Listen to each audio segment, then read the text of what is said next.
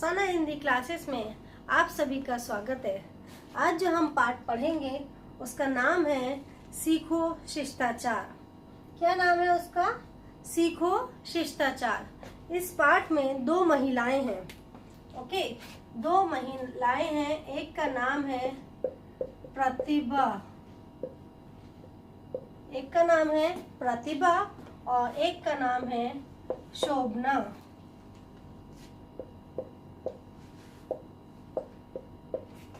एक का नाम है प्रतिभा और एक का नाम है शोभना। ये दोनों जो हैं दोस्त हैं।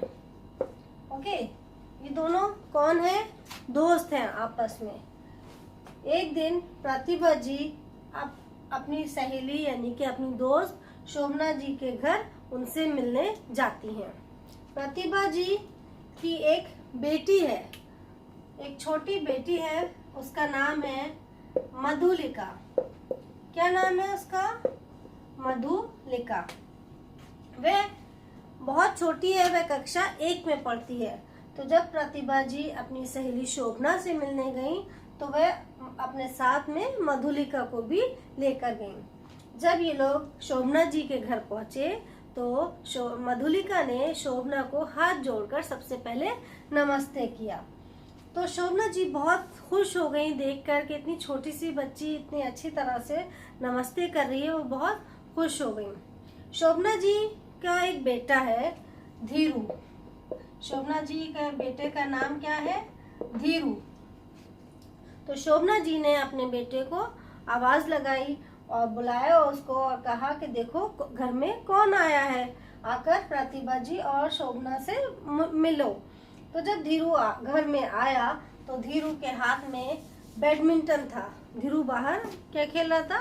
बैडमिंटन खेल रहा था। तो धीरू बैडमिंटन लेकर अंदर आया और उसने आने के बाद कोई खुशी नहीं दिखाई, ना ही नमस्ते किया प्रतिभा जी को, कुछ भी नहीं किया। तो शोभना ने कहा कि धीरू बेटा मधुलिका को भी अपने साथ ले जाओ खेलने के लिए। तो वो बस उसने जल्दी से उसका ऐसी कस के हाथ पकड़ा और उसको वहां से ले गया। जब बच्चे बाहर चले गए खेलने के लिए तो प्रतिभा जी ने शोभना जी से कहा कि क्या बात है, आज धीरू बहुत नाराज सा दिख रहा है, आज तो उसने नमस्ते भी नहीं किया। तो शोभना जी बोली कि क्या बताऊं, धीरू के व्यवहार से मैं बहुत परेशान हूँ। मुझे सबके सामने शर्मिंदा होना पड़ता है क्योंकि इसको शिष्टाचार की समझ ही नहीं है। मैं इसे बहुत समझाती हूँ। शोभना जी ने कहा कि मैं इसको बहुत ज्यादा समझाती हूँ पर इसको ये कुछ भी समझता ही नहीं है, शिष्टाचार की इसको समझ ही नहीं है। प्रतिभा जी बोली कि ये सिर्फ धीरू की ही बात नहीं है, आजकल बहुत सारे बच्चे ऐसे हैं जिनको शिष्टाचार की कोई समझ नहीं है, जो कि बड़ों का आदर नहीं करते, बड़ों की इज्जत नहीं करते।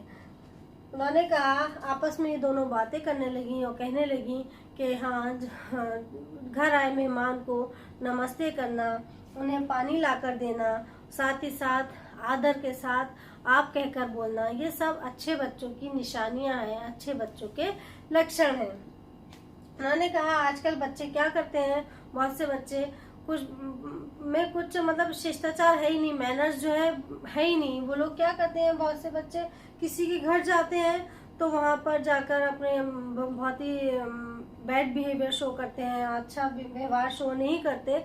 तो उसके कारण क्या होता है कि माता पिता को दूसरों के सामने शर्मिंदा होना पड़ता है। बहुत से बच्चे ऐसे करते हैं कि किसी के घर गए, वहां जाकर उनकी चीजों को छूते हैं बिना पूछे, या कोई खिलौना उन्हें पसंद आ जाए तो वो ले लेते हैं और फिर देने से मना करते हैं। तो इसमें जिस बच्चे का वो खिलौना होता है वो भी रोने लगता है, उसको अपना खिलौना चाहिए और ये वाले बच्चे देते नहीं है। तो इसमें माता पिता की बहुत अजीब सी कंडीशन हो जाती है, बेचारों को शर्मिंदा होना पड़ता है कि वो कैसे अपने बच्चों को दूसरों के सामने समझाएं।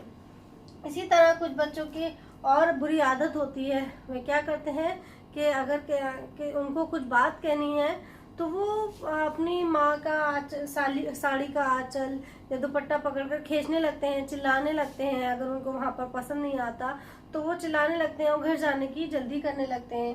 तो बच्चों को क्या करना चाहिए, बच्चों को अगर बड़े आपस में बात कर रहे होते हैं, बच्चों को कोई बात करनी है तो थोड़ा वेट करते हैं, पहले बड़ों की बात फिनिश हो जाए, निमट जाए, ख़त्म हो जाए, उसके बाद ही बच्चों को बोलना चाहिए। तो प्रतिभा जी ने कहा कि अगर बचपन से ही शिष्टाचार का पाठ बच्चों को पढ़ाया जाए और बच्चों को बचपन से ही अच्छी अच्छी बातें सिखाई जाए तो आगे चलकर माँ बाप को, माता पिता को दूसरों के सामने शर्मिंदा नहीं होना पड़ेगा।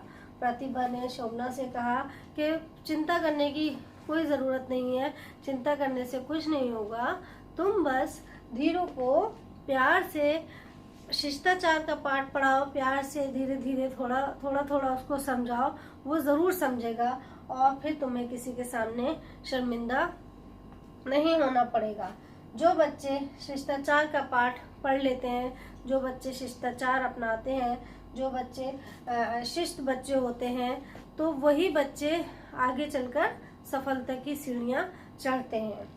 तो इस पाठ से हमें क्या शिक्षा मिलती है? इस पाठ से हमें ये शिक्षा मिलती है कि हमें शिष्ट बनना चाहिए, हमें शिष्ट व्यवहार अपनाना चाहिए, हमें गुड बिहेवियर अपनाना चाहिए। क्यों? क्योंकि शिष्टता और संतुलित व्यवहार सबका मन मोह लेता है। अगर हमारा व्यवहार शिष्ट होगा, अगर हमारा अच्छा व्यवहार होगा, हम दूसरों के साथ अच्छी तरह से पेश आएंगे तो सब हमें प्यार करेंगे, हम अच्छे बच्चे कहलाएंगे। वही बच्चे अच्छे कहलाए जाते हैं जिनका व्यवहार शिष्ट होता है, जो दूसरों की इज्जत करते हैं और प्यार से मिलकर रहते हैं। तो इसके वो क्या है, शिक्षा क्या मिलती है हमें इस पाठ से? शिष्टता और संतुलित व्यवहार, शिष्टता और संतुलित व्यवहार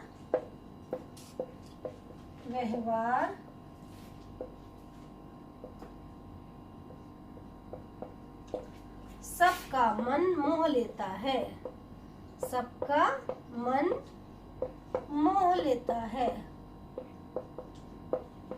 ओके, तो हमें क्या करना चाहिए? बच्चों को क्या करना चाहिए? बच्चों को शिष्ट बनना चाहिए, बच्चों को अच्छी आदतें अपनानी चाहिए। क्यों?